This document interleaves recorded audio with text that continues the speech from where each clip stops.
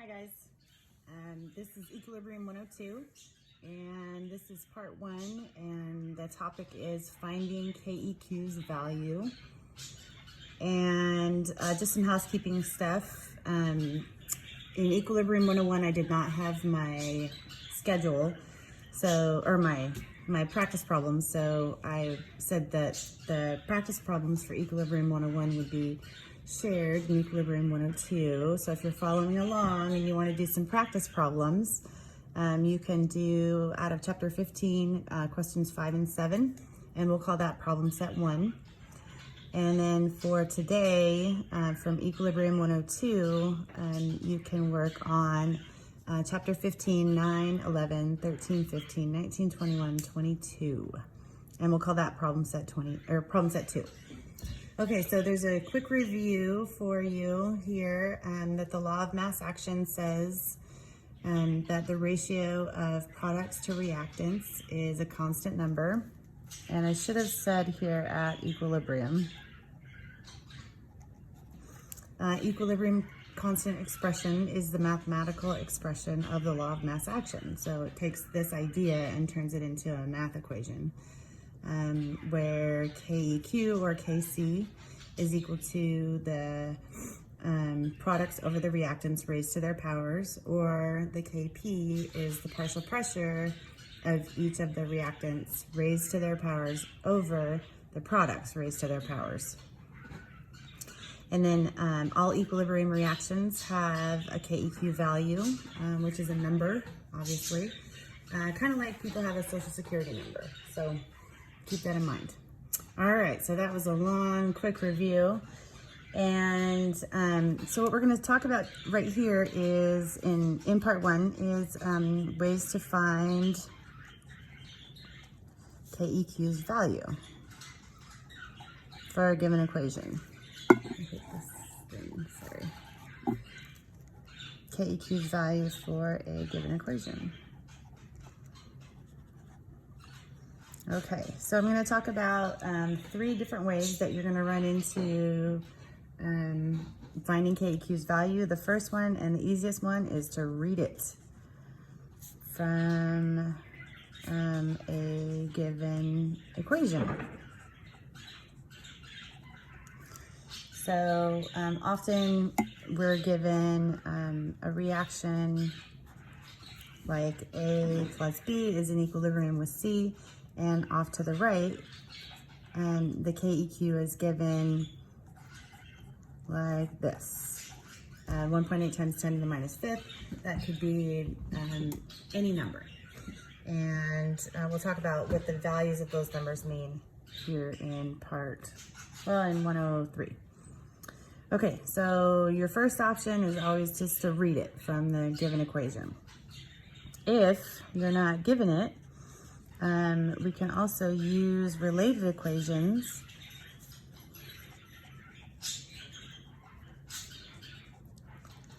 to find KEQ.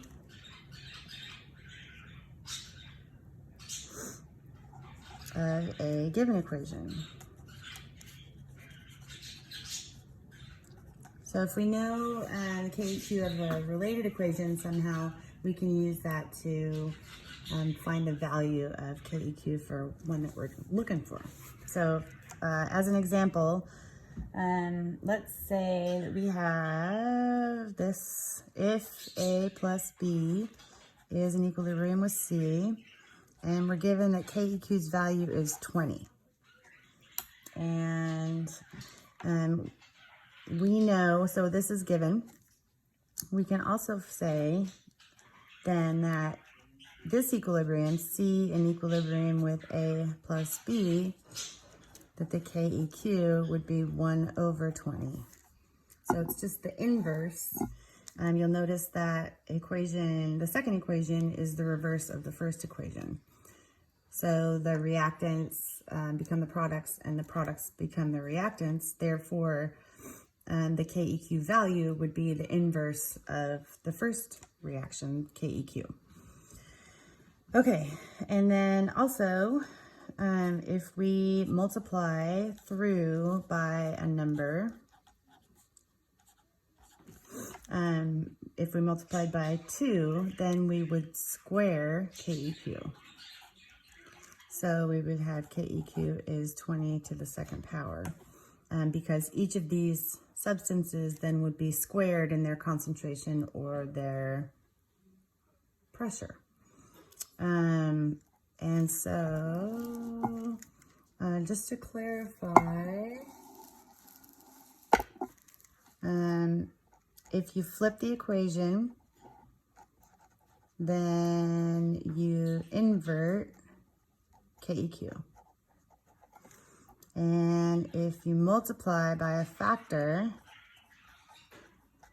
raise KEQ to that power.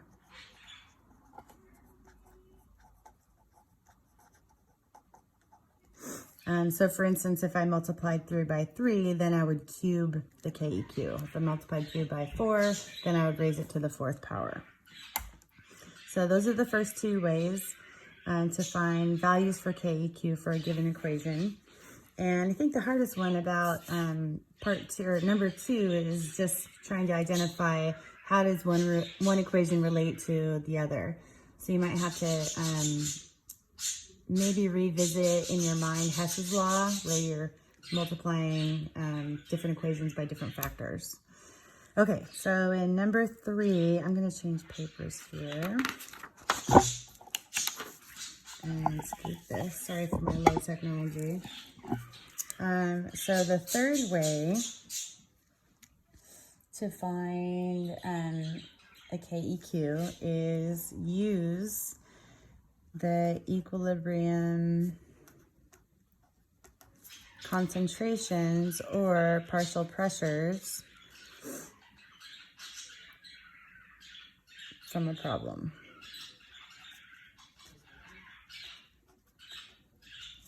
And those equilibrium partial pressures or concentrations could be either A, given, or B, you find, given certain information. And I'll give you an example for each one. Okay, so as an example, number 1, we're going to look at the gaseous equilibrium between ammonia and its components, N2 gas and 3H2 gas.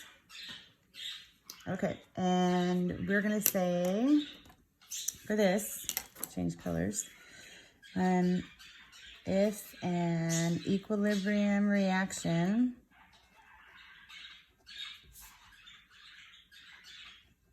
as above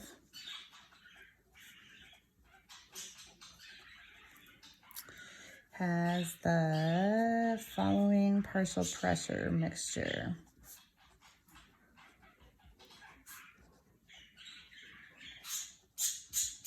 And we would be given that the partial pressure of NH3 is equal to 1.1 ATMs. And that the partial pressure for the N2 is 2.6 ATMs. And the partial pressure for the H2 is equal to 1.7 ATMs. So those are atmospheres, of course. And we want to know what is the value for KEQ.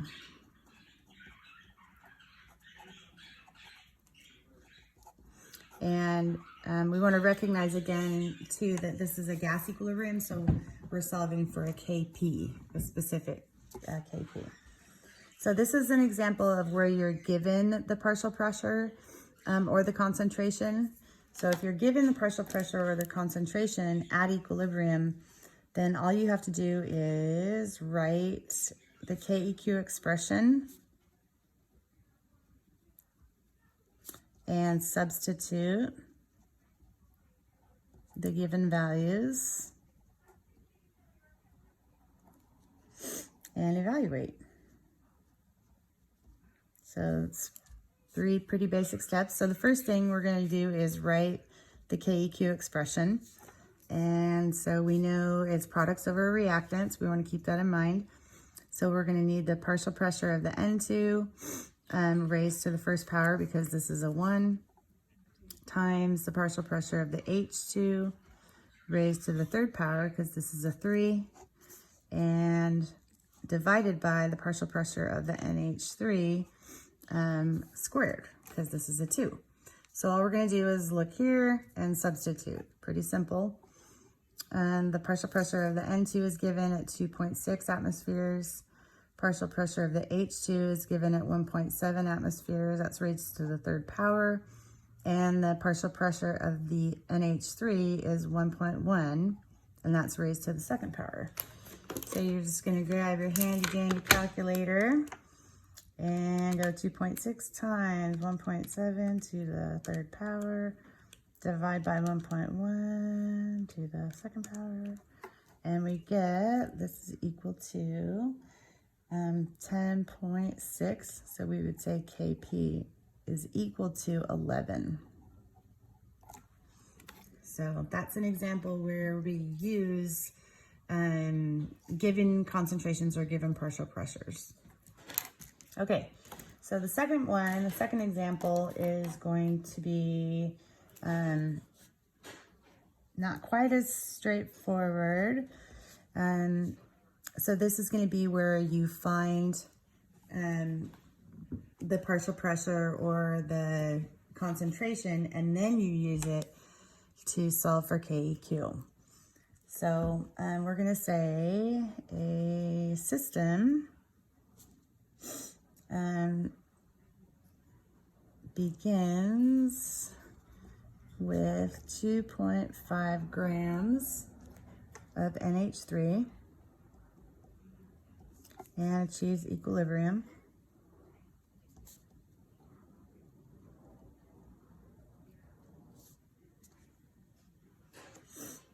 As above. So we're talking about this reaction still. This is the decomposition of NH3. And we're given also if 0.50 grams of N2 are present at equilibrium,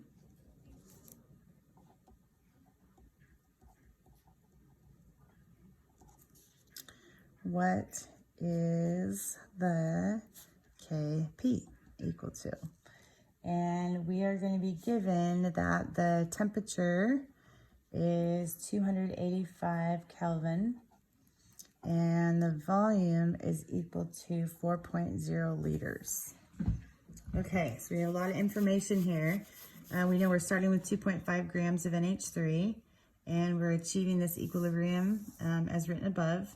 And then we're also given another little clue, and that is that 0.5 grams of N2 are present at equilibrium. So we had a change where we started with NH3, we achieve equilibrium, so some N2 shows up.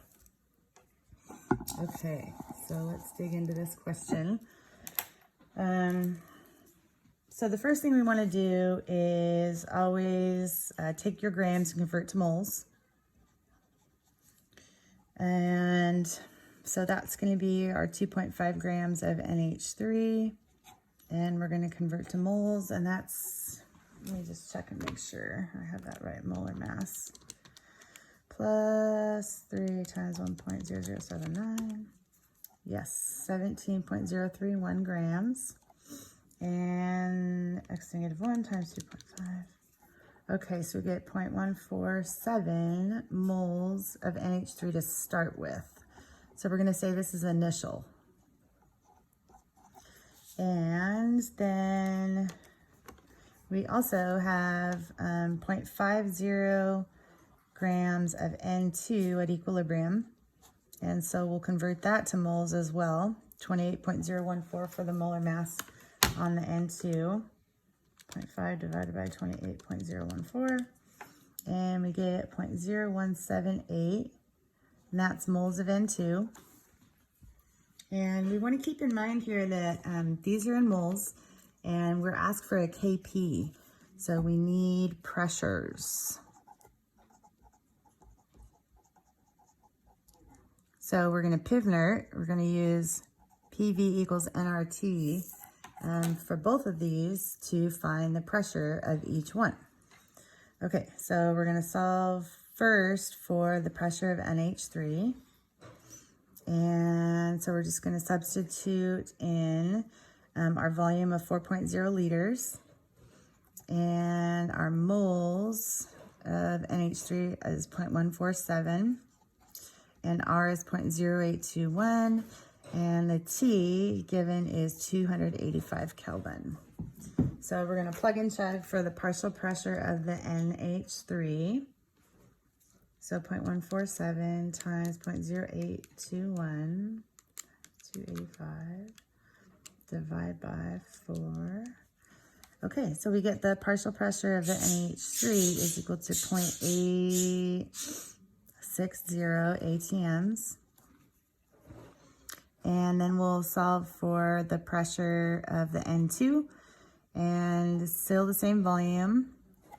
And the moles are different, 0.0178 moles times 0.0821 times 285.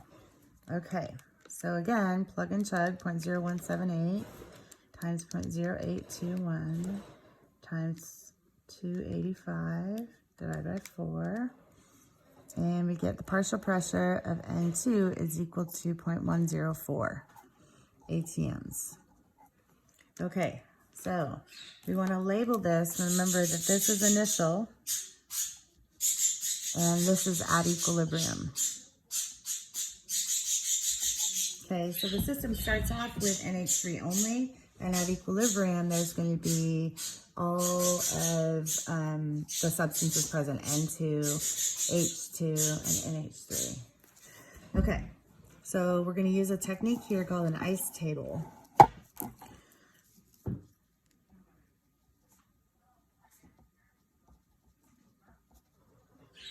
Okay, so ICE stands for initial, change, and equilibrium. So what you're going to do is write down the reaction that you're talking about. And here we have our 2NH3 in equilibrium with N2 plus 3H2. And down the left-hand side, just go ahead and write the letter I, C, and E on 3 consecutive rows. So I, like I said, stands for initial, C stands for change, and E stands for at equilibrium. And what we're going to do is fill in the partial pressures that we know and then figure out the other ones. So we know the initial partial pressure of the NH3 was 0.860. And these guys, based on the problem that we started with only NH3, so these guys are both going to start at 0. And then we also know that the pressure of the N2 at equilibrium is 0.104. Okay, so if this is at 0.104 and it started at 0, then we could say that the change was a gain of 0.104 ATMs. Okay, and if this guy gained 0.104, then this guy gained 3 times that much. So that's going to be 0.312.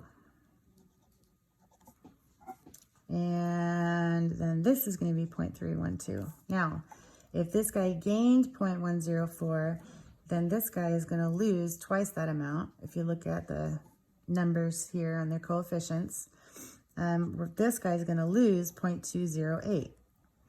And so that will be its change. And then at equilibrium, we'll have the difference of 0.652.